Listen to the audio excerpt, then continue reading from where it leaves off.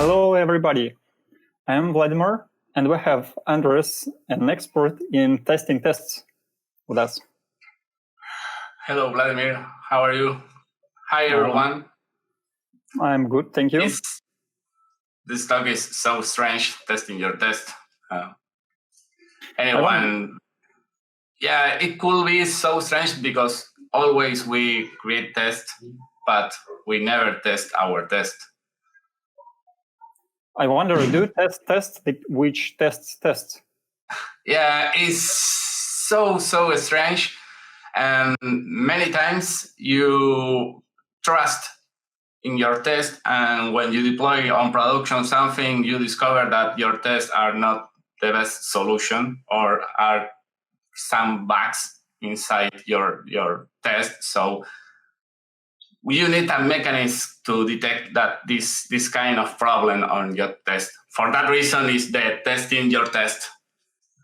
That makes sense. I mean, at least one level is needed. So we need tests. Do we need to go deeper? Yeah, you have many kind of tests. You have the unit test, integration test, end-to-end test, penetration test. You have many of them, but you never check if the quality, or you include all the conditions that check if your tests have are effective or not. And for that reason, you can produce some kind of problems on. Imagine that you modify some condition on the source code, and you trust that your tests are okay, and you deploy, and some error or bug appear on production. This could happen, and the quality of your test can help you to reduce the risk to deploy something like that on production. Yeah, that's right. Let's continue with the talk then. Let's see how you test tests. And before we do that, I would remind, please, everybody, post your questions on the Zoom chat. We will Anders will answer them at the end of the talk. Yeah. Okay, let's start with the talk. So, welcome to this Heisenbug conference. Today, I will talk about a topic that could be so strange the first time that you listen. And the topic is testing your test. And it's so strange because if you think in our life as developers, we always write tests to check if the logic of our application it's okay or not, and if everything works fine or not. We don't do nothing to check if our tests are okay.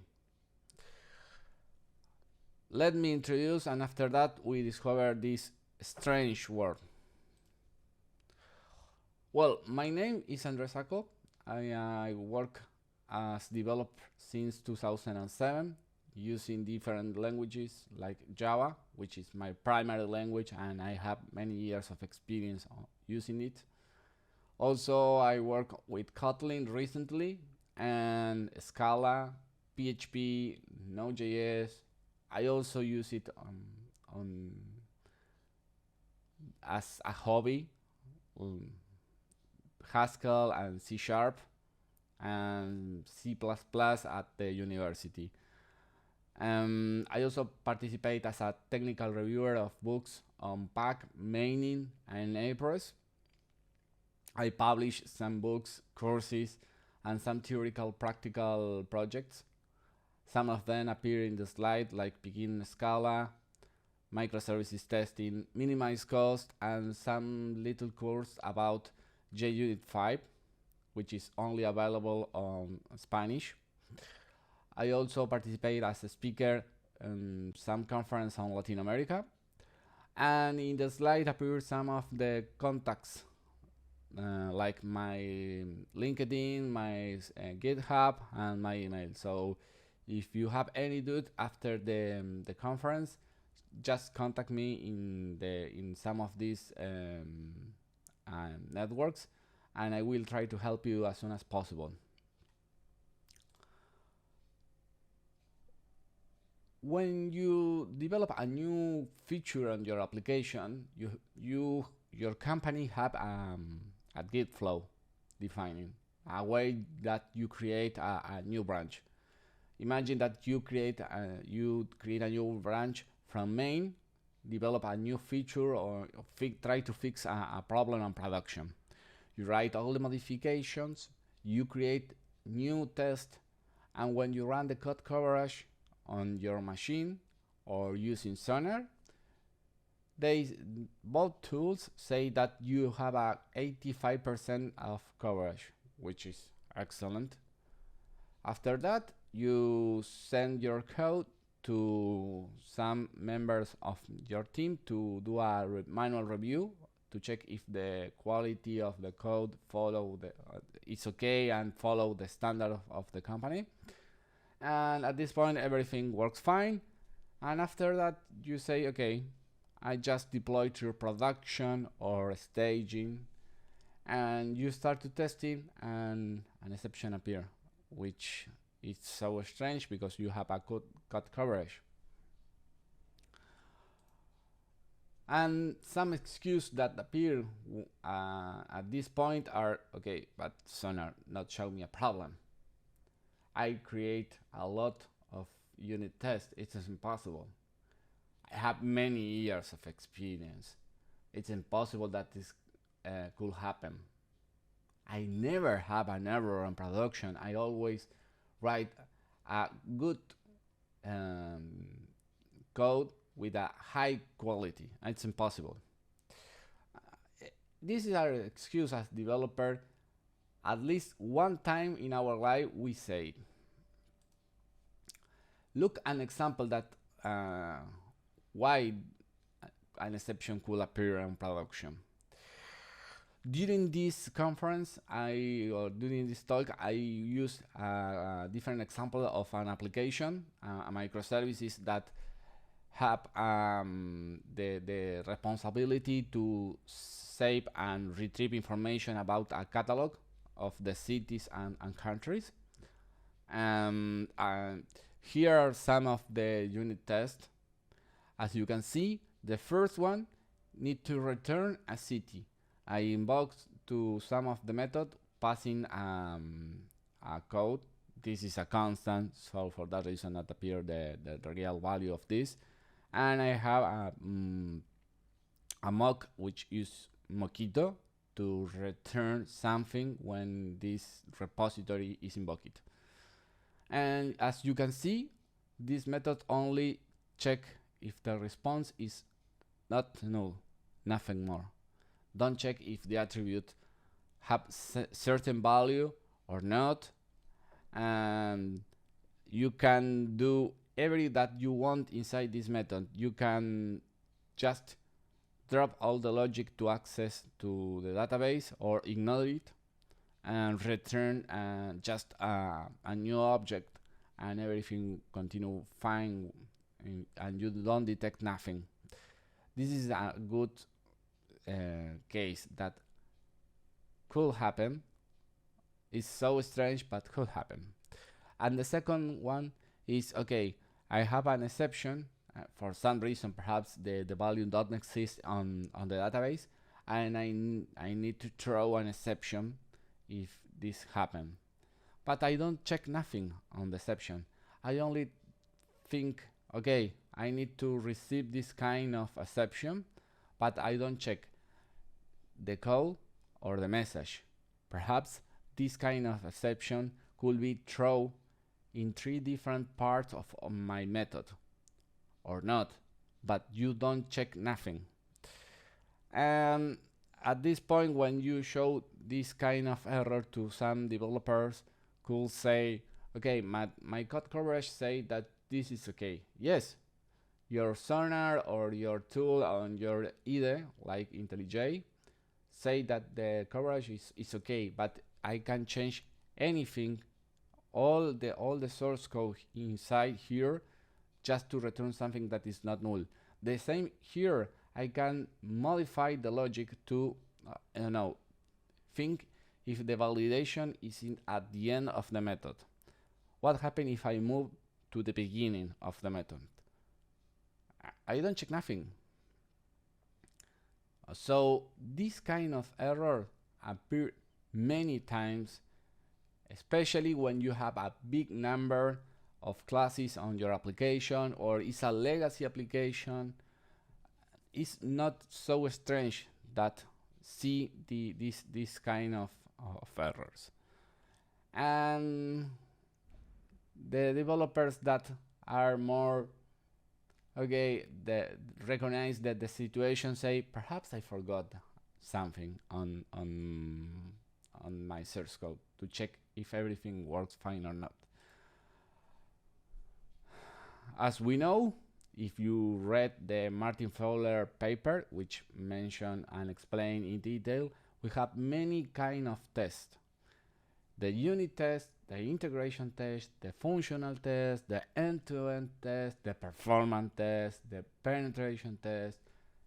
It's a huge number of tests, each of them with a different purpose. So for that reason, you don't need to think, okay, I have all of this with a huge number in each of this testing and everything works fine. No, because the purpose or the reason of each of them is cover different aspects of the application. If you have a bad quality of unit testing, perhaps you don't detect most of the problem in the integration test and the functional and end-to-end. This part, the base of the pyramid are so important. So for that reason, you need to check if your tests are good or not. And how you can do this? Well, let me show you a new kind of test. What is mutation? Well, mutation or mutation testing is a way to validate our test, to check if our tests are effective or not. Because we always, when we mention about testing, as I say in this talk, I always say the code coverage or the quality of my test is 90, 80%, or whatever the percentage is. But you don't mention about if these tests are effective or not. And what is effective? Because is another thing, is connected in some way with the code coverage? Yes or not? The effective is, okay, I have, I don't know, 10 tests and 9 of the tests don't check nothing, like the previous example that you saw. And the effective is, I don't know, 10%, because the other 9 don't check nothing. So if I introduce any modification on this on this test, all my unit tests continue working. And the second thing that when you saw, or when I mentioned this kind of thing, you can say, okay, I don't want to write any kind of unit test or test because I spent too much time writing integration tests, penetration tests, performance tests, and whatever. I don't want to write anything else. And the mutation test is not necessary to write a new test, because use your unit test and your source code of the application. So it's not an excuse. And what is, or what do behind the scenes this kind of things? Well, introduce some kind of modifications in the source code to check if everything continue working or not. And what is this kind of modifications, on how this works? Well, when you run the coverage, the mutation test, the application or the library introduce little modification. Each of these modification is a mutation of our source code. As you remember, on the COVID, there are many variants. So it's like these kind of things. You have a source code and many ways or many mutation appears. After that, the library run the original source code with the original test and the mutations, and compare the results, the original versus the mutation. If both results are different, this try to say that the mutation is killed. For example, if my original source source code and the test worked fine, but the mutation appeared as failed, and this try to say that my test is effective, because check if all the possible aspects that could change in the source code. So this test is effective. There are different types of mutations. The first one is a decision. It's when you change some kind of condition a little that modify the way that the decision in an if-else on a while or for each block appear. For example, in this case, you have if the country doesn't exist, you throw an exception. This kind of exception, this kind of comparative, I can change it to if this is distinct. Or think in another case, if this is null, or the country, the name of the country is null also. And what happens if I change the OR condition for an AND condition? These kind of things appear in the decision type. But there are another one. The statement. This kind of mutation introduce duplications of the blocks, or remove lines, or change the order of the sentence. Always the changing the order, the code need to compile, because if not compiled, the test not run. So imagine that, for example, disappear in the previous sentence. In the previous example, you have an if-else if block that check if the country is okay or not. In this case, the if disappear, and always the exception is throwing. The second example, disappear the entire if block, the exception and the condition. And another variant, that exception disappear. I only have the block that check if the country is null or not, but you don't do nothing. This kind of modification are the statement. There's another one. The value. In this case, you change the value of the variables, or change the value of the initialization in a for, while, or do while block. And of course, execute many times our test. Just remember that the idea of when you write a unit test is need to be idempotent, so you can run many times if you want and don't affect nothing. And imagine that for some reason the mutation change and return a new country here, and do nothing with the mapper. The mapper takes the value of the entities and pass to the DTO and return the result in our method. But what happens if don't do nothing with the mapping, just return a new entity without nothing? This kind of error are connected with the value. Also, for example, if you create a variable with a 0 value, and I don't know, you iterate something to check if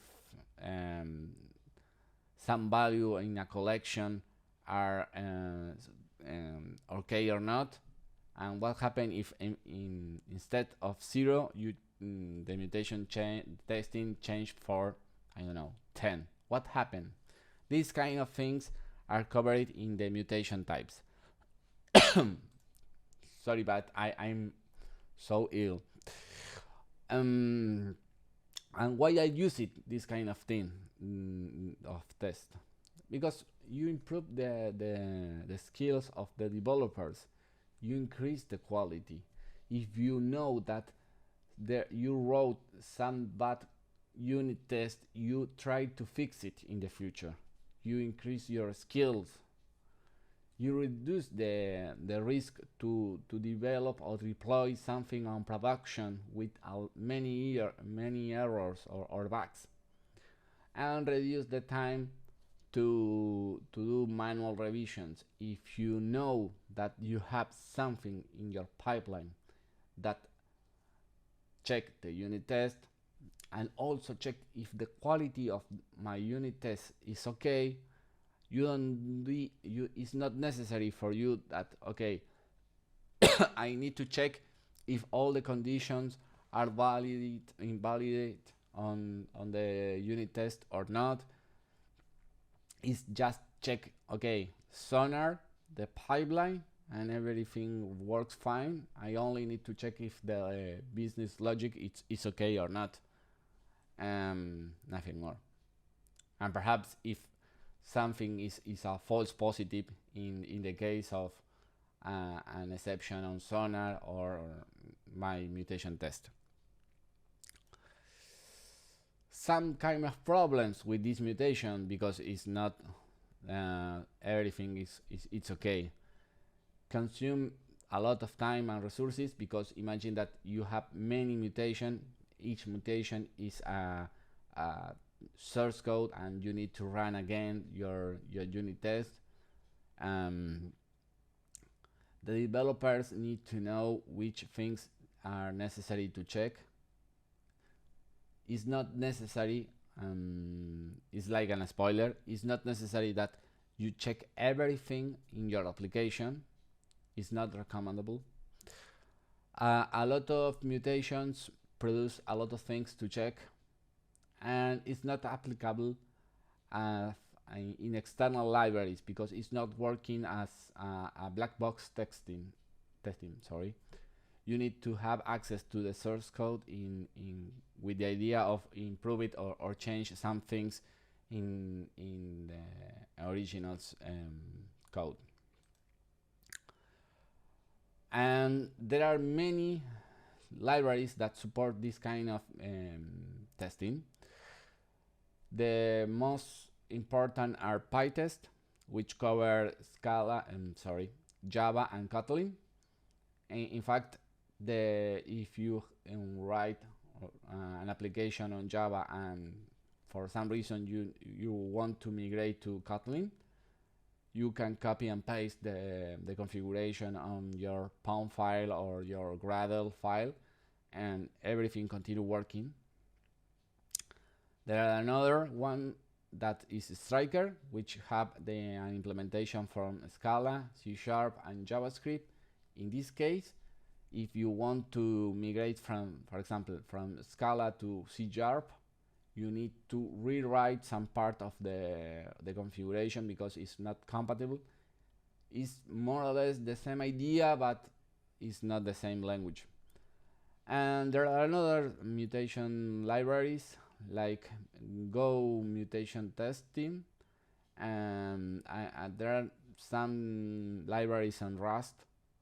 The main problem with Go and Rust are there are many libraries, but there are anyone that you can say, okay, this is used for most of the developers, or this is which have, I don't know, more stars on GitHub. So in this case, I only talk about these two libraries in particular. Let's do a practical example here. As I mentioned, I created an application and put all the source code on this link, which is available for you. You can download, you can check. This repository contain an application, a Java application, and Jenkins and Sonar. And so you have the entire ecosystem to check if everything works fine or not. You have a pipeline, you have everything. So let me show you. I just download my source code here, and let me show you that I have a good quality of test.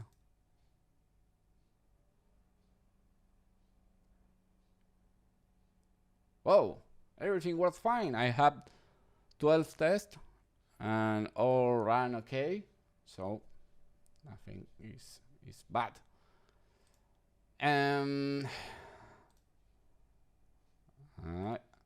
Let me show you that I have a Sonar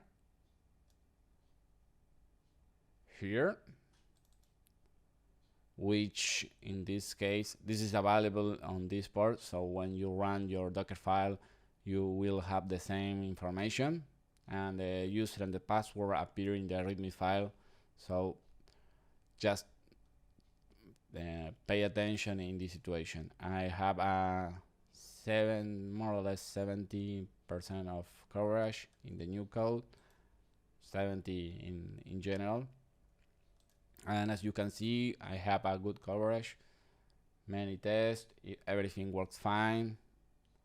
And I show you that I have a pipeline that passed in all the running, so nothing strange. So at this situation, let's run our application and check if everything works fine or not.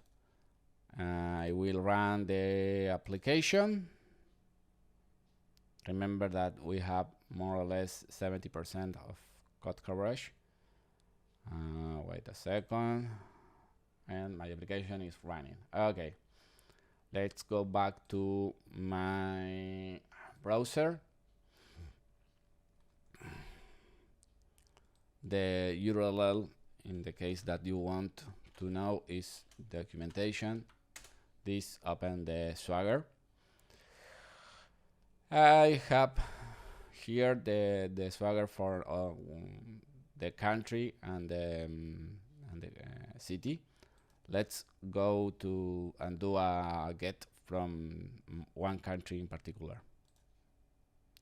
Okay, something is not good here because let me zoom in. As you can see, I do a request and I return no, which is not good. Okay, let's check with another one because could be an exception or in a problem with this particular country. Let's check with R from Argentina. Okay, no, I don't know. Add a character. Okay, here something changed. So I have a not found, an exception. Okay, so the main problem here is connected in some way with the way that access to the information. Go back to my source code and go directly with okay, this is not important. I will stop the server and I will check the country test. Okay, oh well, and this is a little variant of the code that you saw in my previous slide.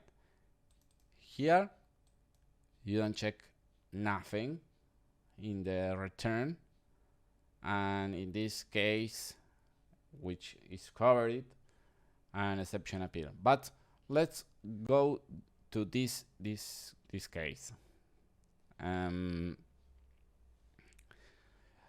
As you remember, if you don't check nothing, you can't discover nothing. In fact, if I go directly to this method Okay, I have a problem. Yeah, for this reason, you don't have the right information of the database. So let's introduce a modification. Let's fix the problem. Yeah. Bye bye, my friend. It's not necessary. And let's run again the unit test and continue working. These kind of things, if you have a bad quality of your unit test and perhaps a bad quality of the source code, you have a big problem. This is a simple problem. Imagine, let's introduce a modification. As you remember, I show you this validation. So when the method receive a code, a country code, go to the database, and if the entity not exists in the database, we throw an exception. Let's introduce a modification on this. On my controller, I have a validation to check if the code of the country have a certain number of characters. Imagine that you want to check if everything is okay before to go directly to the database and not trust in your controller. So let's do this. I introduce the same validation that you have in the controller. At this time, all of them throw the same exception. But let's introduce a modification. Let's say country bad format. Let's do this. Okay, bad format. So I go to my services and change this and change this. Okay, it's okay. Now I go directly with this exception. Run. And I will check pass, because you have this validation that don't check nothing. These kind of things that could happen, and most of the cases, or most of the developers forgot this kind of things.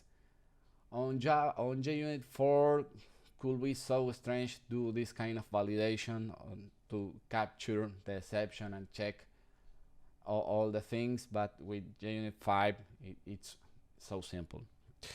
So with this scenario, let's start talking about Pitest, which is the library to check if the mutation to introduce the modifications in the source code. Let's open the POM file, which is here. I will add plugin here at the end of my at the end here. Okay, and I need to add the version. I don't put directly the version, just to, if for some reason I need to change something, it's a good idea have writing on the properties. Here there are different things that you need to configure to run correctly. First one, you need to indicate which are the format of the report that you want to show you export. For the purpose of human readable, I suggest that you use HTML, and if you want export, use XML. After that, you need to indicate two things, which are the target classes, the classes that you want to introduce modification in the source code to restrict in some way the things that are changed from the using of mutation. And the next one is, okay, which are the unit tests that you will run using these mutations. Okay, most of the documentation mention these kind of things, and you only need to run this command. This command, sorry.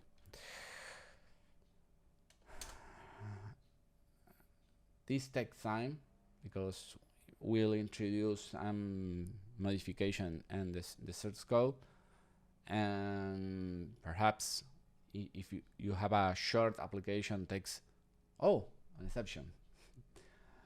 And I introduced a mistake on purpose, because the first time that I run this kind of mutation, this exception appeared, and is connected with that this library is working or supported by JUnit 4.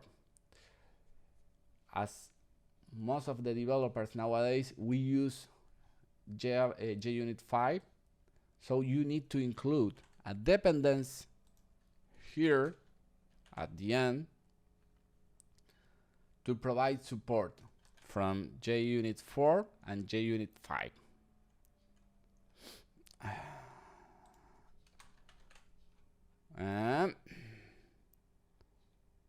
It's just this piece of code. Let's go back and run again and check if everything works fine this time or not. Okay, my unit test. This takes time. Okay, something happened. Appear different console log things. Okay, I created 21 mutation test. Let's wait. Okay, more or less 30 seconds takes. Generate 76 mutations. Okay, and here more or less you have the report of the different mutator that the Pitest uses. Okay, but this it's okay, but how I can see this in a human way.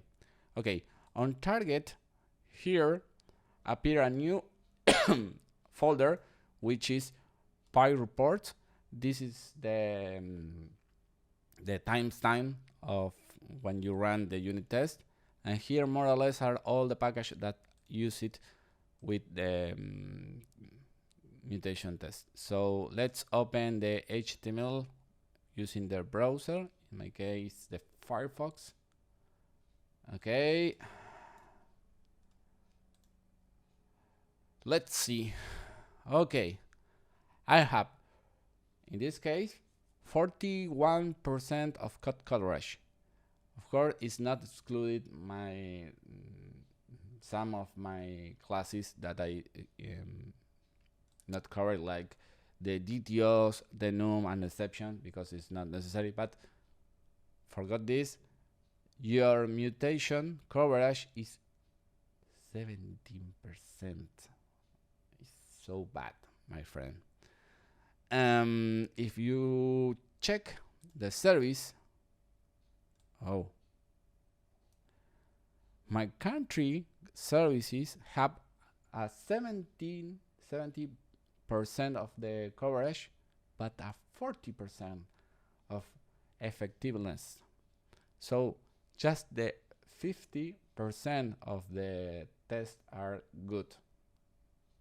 And if you enter inside each of these classes, show you that, okay, you have classes, you have methods, and here are some of the mutations that appear.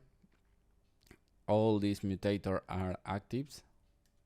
You can check all the list of mutation and what is the idea of each of them on the Pitest page. There are a lot of examples and a good explanation of each of them. And here, okay, if I remove this, remember, if I remove this line, the code continues working. Why? Because you have this block, which throw an exception, similar exception, but with different code block. Okay.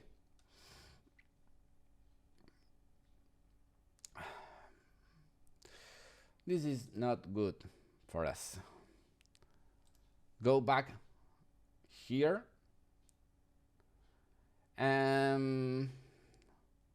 Let's introduce a modification because it's not necessary that we check everything, so we can exclude classes, or we can exclude classes. Let's do it in this way. Let's introduce this classes. Okay. I want to exclude the details and the exception and the models. Okay, all of these classes are not okay for me, so it's not necessary that I want to check if everything on that package are valid or not. As you can see, one of the main problems of this kind of testing is takes too much time each time that you run the command, so it's not a good idea, or you introduce a lot of problems. But as you can see now, it's not 21, the number reduces. And let's reload. Okay, and the other one, the previous, disappear, and now you have a new with this format. So let's open again, open with my browser and a Firefox. Okay, now we reduce the scope, which is great because we don't test. Well, I forgot the configuration and I know, sorry. It's not possible, but okay, we continue. But now this one now, let's go. Now I takes 27. As you remember, in the previous one we have 29 or 30 seconds, so it's less. Let's remove the other ones just for the next running, but no, I will don't run configuration. Okay.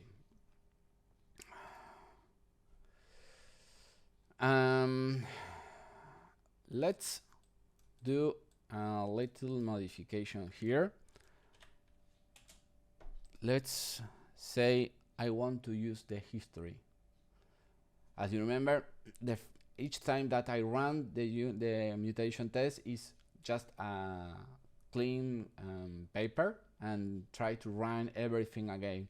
And with this parameter, you indicate that, okay, if you have a previous running, try to reuse in some way some part of this. Remember, 27 seconds. So we need to improve in some way, a little. Okay. Well, more or less. Yeah, looks great. Reduce a lot of the time. And let's show you what happened if I do check if everything in this kind of exception, if I introduce a throw, this is another throws. The first parameter is this one on the exception, and the second one is the call it of the method, and the next one is a message. I expected an exception. Okay, throws. No, I need to use different or more options. Wait a second, I forgot something, and perhaps deception is here or not? No, it's here. I forgot something. Exception. Yeah, I forgot that is a reserved word. Sorry, my fault. Let's do an assert all. Wait to check if assert equals. Okay, I want to check if the source code, and I need to check something here. Let's go back here. Let's check the first one. Let's check if the exception is connected. It's not connected with this. It's connected with the other one. Sorry, with this country not found. Okay, and I will check the other condition. Let's here. Get message. It's okay. Okay, I just introduced a modification here. Let's run again the mutation test, which ran behind the scenes that my test. The main problem with this, if the unit test fail, of course my mutation test fail. Let's reload the disk and again open the open on the browser on Firefox here. Well, here you continue with 40 because you don't check nothing, you check only this condition which is covered. Let's do something, an exception, bad code, and in this case the bad code I think it's not necessary. This you need to pass different. I just pass and bad code and a bad code. It need to be different from 2 characters. So again, quickly,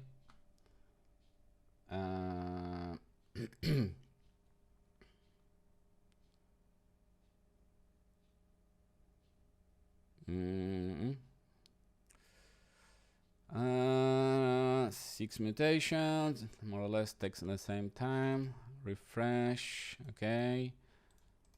I will show you in a brief moment how change this, the name of the directory, which is not good, so good. Sorry, open the browser, Firefox again. 40, you have 60. Yeah, why?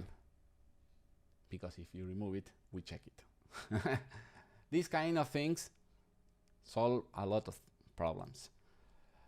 Let's go back to the configuration to show you a little more things. If you don't want to have this kind of timestamp, you can add in your configuration these kind of things, which only put all the directory, all these things in the root directory on the Py report, and this directory disappear. It's just, depending of the configuration, you can have many directories if you run more than one time. In this case, no. And imagine that you have the chance to exclude classes, but also you have the chance to exclude exclude methods. And the only thing that you need to mention is which is the method that you want to exclude. For example, let's show you. I exclude this method which live inside this controller, and the only thing that this controller or this method do is return the documentation and nothing more.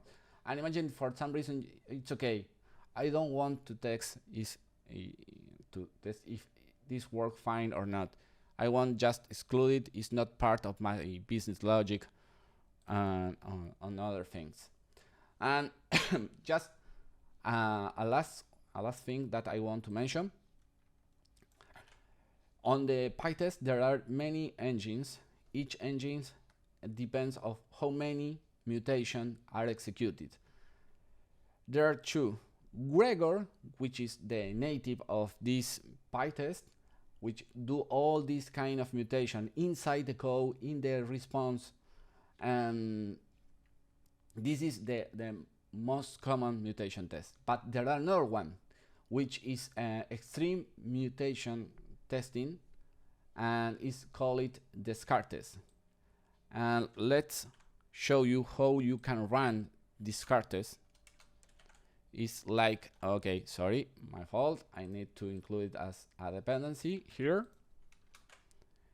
And this is this mutation, or extreme mutation.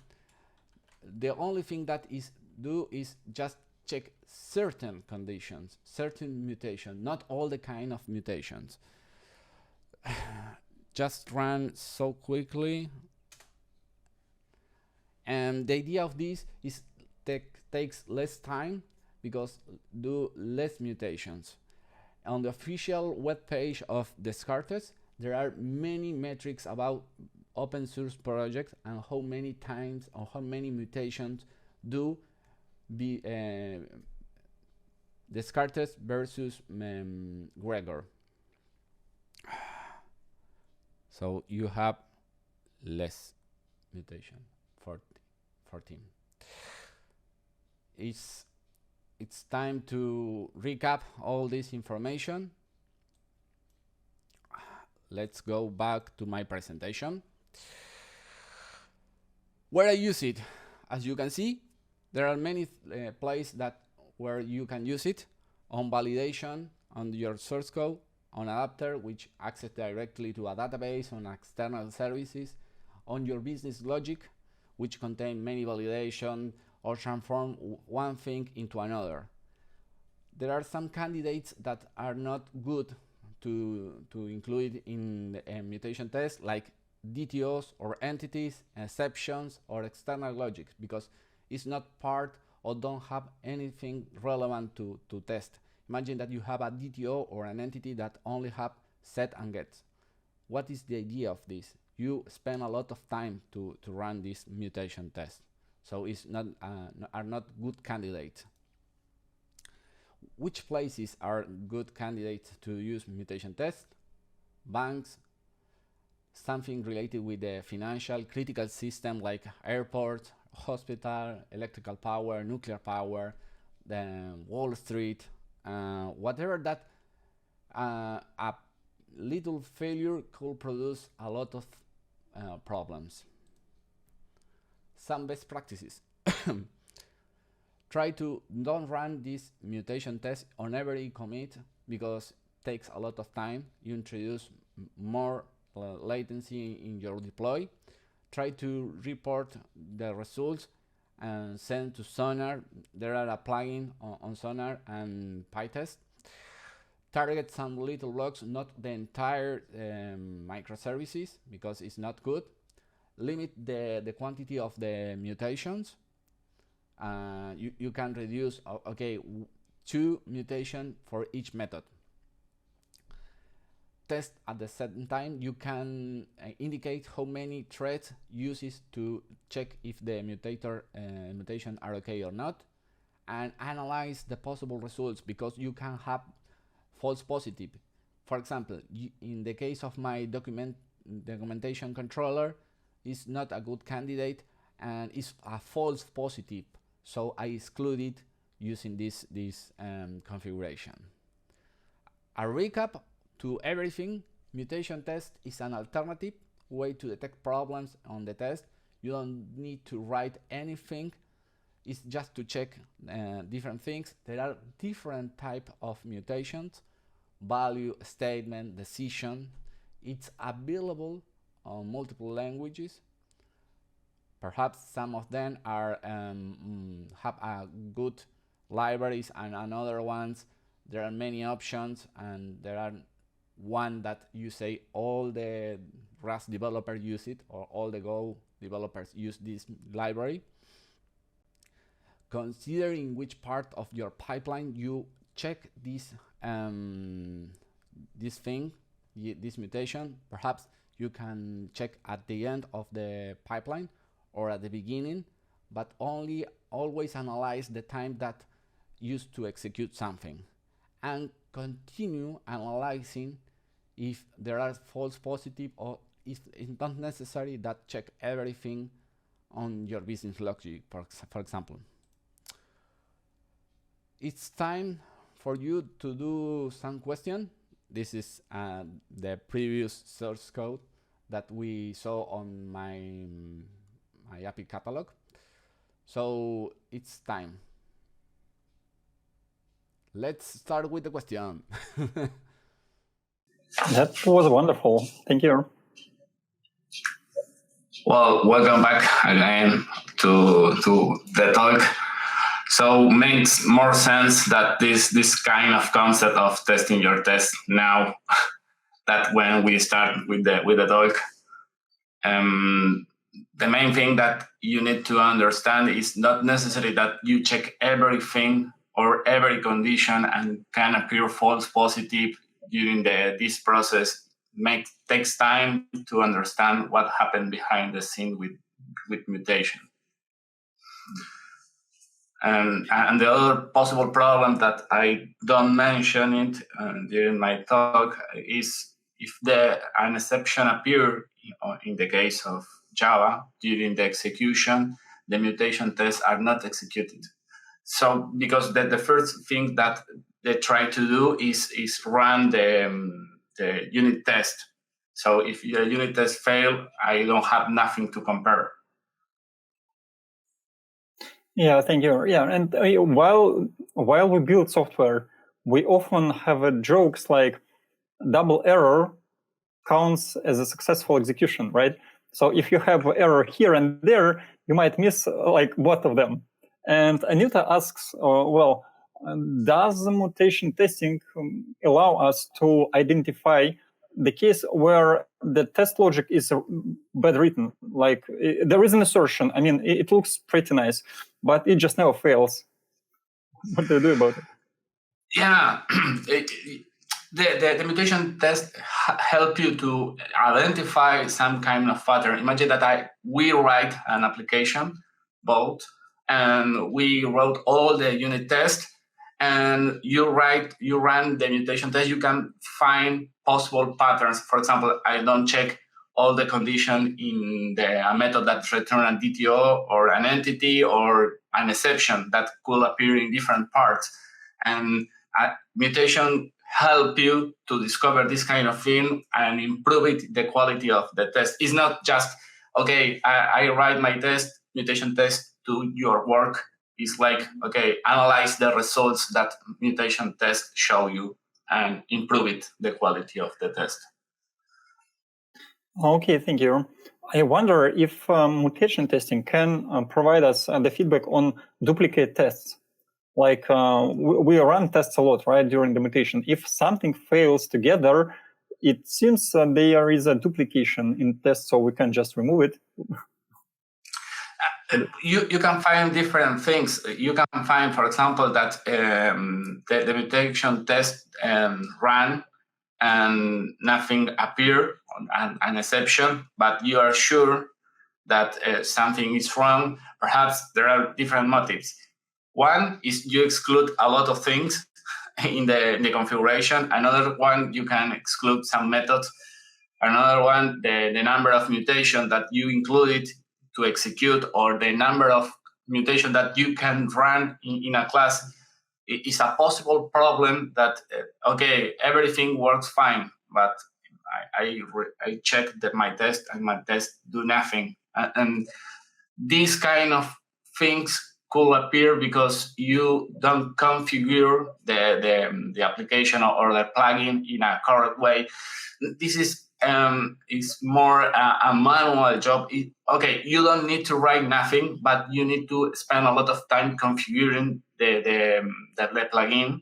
And when you are correct, you can duplicate the configuration. So the first time in your application, perhaps you take, I don't know, several hours to configure and to detect all the false positives and to restrict.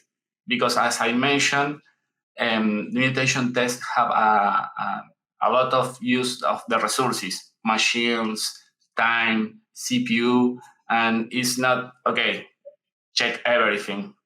In some way, you need to restrict how many classes or methods or mutators are running at the same time. Yeah, that is aligned with the typical technology path you enjoy with the triviality of it. So you pick a new technology, it produces wonderful results, and then it overflows you with new data, and it consumes all the time. That's wonderful. Yeah, and also, Vladimir, you can use Sonar as a way to check if everything works fine or not.